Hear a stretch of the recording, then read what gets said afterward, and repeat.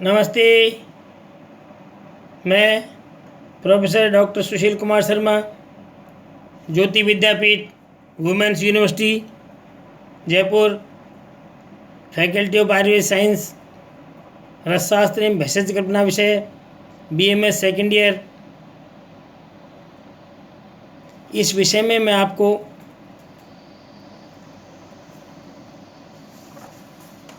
आज जो पढ़ाने जा रहा हूँ वो परिभाषा प्रकरण है। परिभाषा प्रकरण का मतलब है कि brief description and applicable of technical terminology. जो टेक्निकल टर्मिनोलॉजी है यानी परिभाषा है, वो शब्दों का ज्ञान किसी भी शास्त्र को पढ़ने के लिए आवश्यक है। इसलिए रसशास्त्र में कई शब्द ऐसे हैं जो जैसे पंचलवण है, जैसे त्रिकटु है, जैसे त्रिमधुर है, पंचमृत्तिका है, क्षार त्रय है, क्षार वर्ग है, मित्र पंचक है। इनके बारे में आप जब तक नहीं जानोगे तब तक आपको आगे कार्य नहीं होगा। अतः ये परिभाषा प्रकरण में इन शब्दों के बारे में आपको जानकारी दी जाएगी कि इनके जैसे मित्र पंचक है, इसमें कौन कौन से द्रव्य आते हैं, क्षार त्रय है, इसमें कौन कौन से आएंगे, लवण पंचक है, इसमें कौन कौन से आएंगे। इस प्रकार के द्रव्यों को आपको मैं बताने जा रहा हूँ। कृपया ध्यान से सुनें और समझें। तो सबसे पहले परिभाषा प्रकरण। तो परिभाषा किसे कहते हैं, उसकी परिभाषा देखिए आप। परिभाषा की परिभाषा का लक्षण क्या है? सांकेतिक और संक्षिप्त। सांकेतिक यानी जो संकेत दिए जाते हैं, मतलब एब्रीविएशन, संकेत।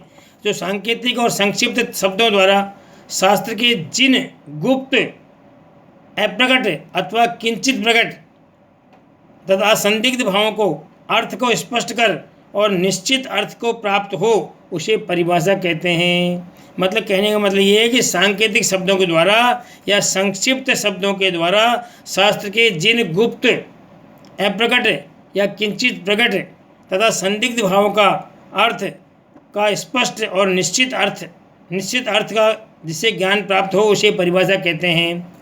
गूढ़, गंभीर सांकेतिक शब्दों का स्पष्टीकरण परिभाषा के ज्ञान से होता है, इसलिए इसी को परिभाषा बोलते हैं। परिभाषा का लक्षण है। परिभाषा ज्ञान की आवश्यकता क्यों पड़ी, इसके बारे में आगे बताया गया है कि रस साधक को प्रक्रियाओं का आरंभ करने से पूर्व रसशास्त्र की परिभाषाओं को अपने गुरुजनों से जान लेना आवश्यक है। इससे रसशास्त्र के अर्थ ज्ञान में कहीं कोई कठिनाई नहीं होती है। इस प्रकार की जानकारी आपको आवश्यक रूप से कर लेनी चाहिए, जिससे आपको आगे के अध्ययन में कोई दिक्कत न हो। सबसे पहला लवण पंचक। सबसे पहले लवण पंचक के बारे में बता रहे हैं आपको। लवण पंचक क्या है? सैंधवांच, सामुद्रम, विडम, सौवर्चलम तथा रोमकंचेति विज्ञेयम बुधैर लवण पंचकम। लवण पंचक किसे कहते हैं? रसतंत्र में कहा गया है कि ज्ञानीजन सैंधव लवण को यानी रॉक साल्ट, समुद्र लवण, सी साल्ट, विड लवण, अमोनियम क्लोराइड, सौवर्चल लवण, ब्लैक साल्ट, रोमक लवण, लेक साल्ट, इन पांचों नमकों को एकत्र कर लवण पंचक के नाम से या पंच लवण के नाम से कहते हैं। तो आपको जहाँ पंच लवण कह दिया तो पंच लवण में आपको इन पांचों लवणों को ग्रहण करना चाहिए। सबसे पहले सैंधव लवण, सामुद्र लवण, विड लवण, सौवर्चल लवण और रोमक लवण, ये पंच लवण में होता है। तो ये पंच लवणों में आगे है इसकी परिभाषा आपको बताई दी थी। सैंधवांच, समुद्रम, विडम, सौवर्चलम तथा रोमकंचेति विज्ञेयम बुधैर लवण पंचकम।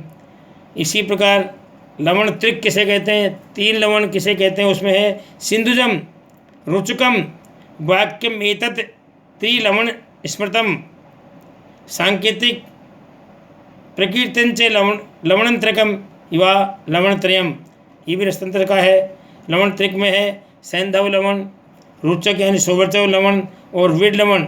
इनको एक साथ करेंगे तो ये लवण त्रिक या लवण त्रय नाम से कहा जाता है। तो लवण 3 में कौन से आएंगे? सैंधव लवण, सौवर्चल और विड लवण आएंगे।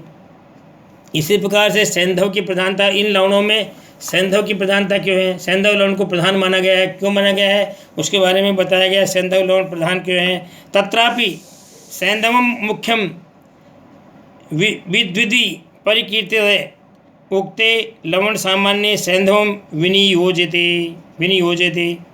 तो इन्होंने कहा कि लवण की सैंधव लवण की प्रधानता क्या है। यद्यपि औषधि प्रयोग हेतु पांचों लवण बहुत उपयोगी हैं, तथापि इनमें सैंधव लवण श्रेष्ठ माना जाता है। जहाँ केवल लवण शब्द का से कहा गया हो वहाँ पर सैंधव लवण को ग्रहण करना चाहिए। यदि मान लो आपको लवण पंचक कहा है तो सभी लवण लो, या किसी लवण का नाम लिया है, विड लवण नाम लिया तो विड लवण लो। लेकिन मान लो कहीं लवण का ही नाम है, लवण, ओनली लवण, तो वहाँ पर सैंधव लवण का ही प्रयोग करना चाहिए, सैंधव लवण को ही लेना चाहिए, क्यों सैंधव लवण ही श्रेष्ठ है, इसलिए सैंधव लवण का ग्रहण किया जाता है। अब आगे आपको मधुर त्रय या मधुर त्रिकम के बारे में बताया जाता है। 3 मधुर कौन कौन से हैं। आज्यम गुड़ो माक्षिकंच विज्ञेयम मधुकम त्रियम। आज्यम गुड़ो माक्षिकम च विज्ञेयम मधुकम त्रियम मतम त्रिमधुरं चेपी तथैव मधुरम त्रयम। इस प्रकार से ये है कि मधुर त्रय में और मधुर त्रय में क्या है। आज्यम यानी घी, गुड़े गुड़, और माक्षिकम यानी शहद। घी, गुड़ और शहद, इन तीनों द्रव्यों को एकत्र मधुर त्रिक, त्रिमधुर या मधुर त्रय शब्द से ग्रहण किया जाता है। इन तीनों को एक साथ लेंगे तो मधुर त्रिक या मधु कहे जाएंगे। कौन कौन से। घी, गुड़ और शहद, ये मधुर त्रय में कहे जाते हैं। आगे आपको इसी परिभाषा प्रकरण में मैं आपको आगे अम्ल वर्ग के बारे में बताने जाता हूँ। अम्ल वर्ग किसे कहेंगे, अम्ल वर्ग में किसे ग्रहण करेंगे। अम्ल वर्ग आ गया तो अम्ल वर्ग में क्या क्या ग्रहण करोगे, उसके लिए है कि जंबीरम निम्बुकं चैव त्वय अम्लवेत संभिका, नारंगम दाडिमं चैवं वृक्षाम्लं बीजपूरकमं, चांगेरी चणकामलं च करकंधु करमर्दकः, चक्रिका चेति सामान्यात् अन्य वर्ग अम्ल वर्ग प्रकृतित है। ये सामान्य अम्ल वर्ग कहा जाता है। ये भी रसतंत्र सिद्धसार रसतंत्र का श्लोक है, इसमें इसको अम्ल वर्ग कहा जाता है। तो इसमें किस किस को अम्ल वर्ग कहा गया उसको मैंने हिंदी में है कि जंबीरी नींबू, कागजी नींबू, अम्लवेतस इमली, नारंगी, दाड़िम अनार, वृक्षाम्ल तिलक, बिजोरा नींबू जो चिकित्सा में काम आता है अधिकतर, चांगेरी, वन का अम्ल, चने का अम्ल, खट्टा बेर, करौंदा, चुक्रिका, चुका, इन सबको सामान्य रूप से अम्ल वर्ग में ग्रहण किया जाता है। मर्दन एवं भावना आदि के लिए इन द्रव्यों का प्रयोग किया जाता है। मर्दन, किसी औषधि का मर्दन यानी घोटना, जैसे कई जगह आपको कई स्थानों पर आएगा इस औषधि का अम्ल वर्ग में के द्रव्यों में मर्दन करें। तो इन अम्ल वर्ग में किन्हीं एक में आएगा तो एक का करो, या अम्ल वर्ग आएगा तो इन सब में करो। तो अम्ल वर्ग में मर्दन करना, मर्दन घोटना, और भावना का मतलब है उनको भिगोना, उनको पूरा डुबो देना। तो ये भावना और मर्दन के रूप में काम आते हैं। आगे लिखा है पंचामृत। अब पंचामृत किसे कहेंगे। 5 अमृत एक साथ। उसके लिए है गव्यम क्षीरम दधिकृतम माक्षिकांच शर्करा। गव्यम क्षीरम दधिकृतम माक्षिकांच शर्करा पंचामृतम समाख्यातम रसकर्म प्रसादकम।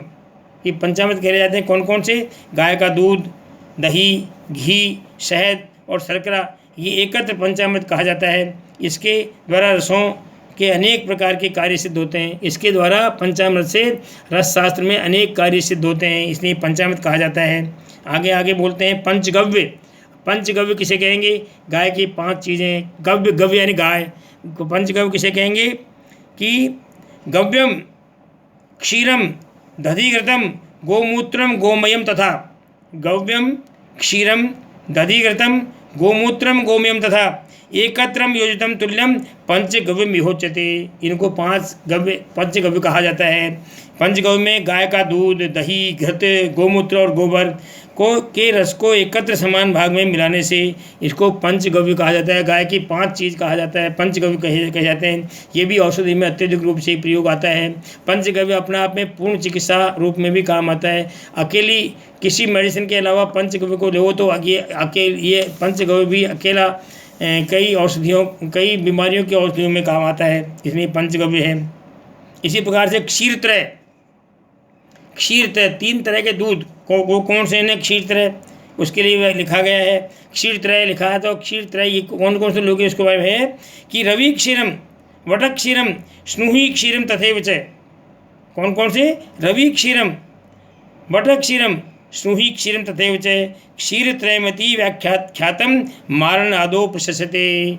मारणादो प्रशस्यते, ये मारण यानी भस्म करने के प्रयोग में काम आते हैं। कौन से? रवि क्षीर, रवि बोलते हैं अर्क को, अर्क क्षीर यानी आंकड़े का दूध, बट क्षीर बट का दूध, और स्नुहि क्षीर और स्नुहि का क्षीर, स्नुहि का दूध। इस प्रकार से तीनों को एकत्र लेने पर क्षीरत्रय कह लेते हैं। ये किस काम में आते हैं कि मारणादो प्रशस्यते। मारण यानी भस्म के मारण करने के लिए, मतलब किसी भी औषध का भस्म बनाने के लिए, किसी भी औषध द्रव्य को भस्म बनाने के लिए, मारण करने के लिए, पुट देने के लिए इनको प्रयोग में लिया जाता है। ये 3 तरह के दूध हैं। कौन से? रवि क्षीरम, बटक क्षीरम, स्नुहि क्षीरम तथैव च। इस प्रकार के बताया गया है। आगे इन्होंने बताया है कि द्रावक गण के नाम से कोई औषधियाँ है। तो द्रावक का मतलब है इन सब ये सब द्रव्य जो है द्रवित करने वाले हैं, सभी को द्रवित करने वाले हैं, उनको द्रावक गण कहा गया है। तो द्रावक गण में आएगा गुंजा, मधु, गुड़, सर्पी, सौभाग्यम, गुग्गुल सुधा। क्या? गुंजा, मधु, गुड़, सर्पी, सौभाग्यम, गुग्गुल सुधा, पूर्वाचार्यो कीर्तयो अयम धातूनाम द्रावको गण है।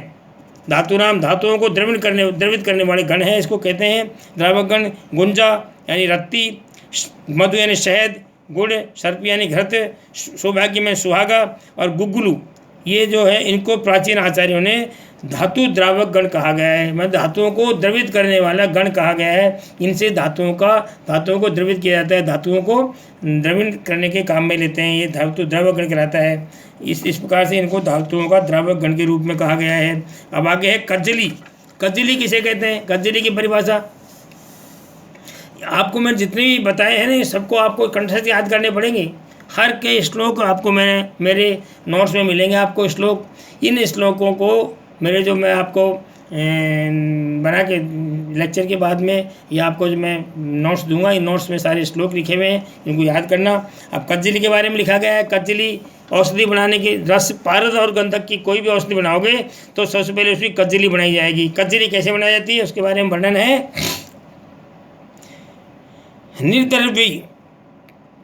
निर्द्रव्यी मतलब बिना द्रव्य के, निर्द्रव्यी धातुर्भि क्वाथ है, निर्द्रव्यी धातुर्भि क्वाथ है, गंधादिभि पेशिते, पारदर्शलक्षणाम प्राप्ति कज्जलाभो यदा जायते यसो तदा नामतः कोविदई कज्जली उच्यते। ये परिभाषा एक है। दूसरी है कज्जले चैव मता कज्जलिका चैसा रस संपादनाथो च विशेषते सा विधीयते। इस प्रकार से रसतंत्र में ये परिभाषा दी है कज्जली की। इस कज्जली कैसे बनाते हैं उसके बारे में इसको याद करनी है आपको, और याद करके मैं इसकी परिभाषा आपको बताता हूँ कज्जली के बारे में। तो कज्जली के बारे में इस प्रकार से है कि कज्जली जो है पारद को गंधक आदि उपरस द्रव्यों के साथ, मतलब गंधक के साथ या आदि हो सकते हैं। कज्जली में वैसे पारद गंधक का प्रयोग होता है, लेकिन आदि का मतलब यह है कुछ और भी मिलाया जा सकता है। तो पारद को गंधक आदि उपरस द्रव्यों के साथ अथवा किसी भी धातु के साथ बिना द्रव्य योग के, मतलब कोई पानी डाले हुए बिना द्रव्य योग के अच्छी तरह मर्दन कर चिकना श्लक्ष्ण कज्जल यानी काजल के समान काला कर लिया जाए तो उसे कज्जली कहते हैं। मतलब पारद को गंधक के साथ उपरस द्रव्य या किसी धातु द्रव्य के साथ, कोई भी द्रव्य हो सकता है, उसके साथ बिना द्रव्य योग के अच्छी तरह मर्दन कर श्लक्ष्ण और कज्जली यानी काला काजल के समान कर लिया जाए तो उसे कज्जली कहा गया है। इस कज्जली को कज्जल या कज्जली का भी कहा गया है। पारद और गंधक की कज्जली विशेष रूप से अनेक प्रकार के रसों को बनाने और धातुओं के मारण में काम आती है। पारद की कज्जली जो है विशेष प्रकार के धातुओं के मारण में और अनेक प्रकार के रसों के बनाने में काम आती है। इस प्रकार से पारद की कज्जली कहा गया है। आगे रसपंख नाम से भी एक कहा गया है। रसपंख किसे कहेंगे उसके बारे में मैं आपको बताने जा रहा हूँ। रसपंख में है। अब रसपंख में है। रसपंख आपको अगले अध्याय में पढ़ाऊँगा। नमस्कार।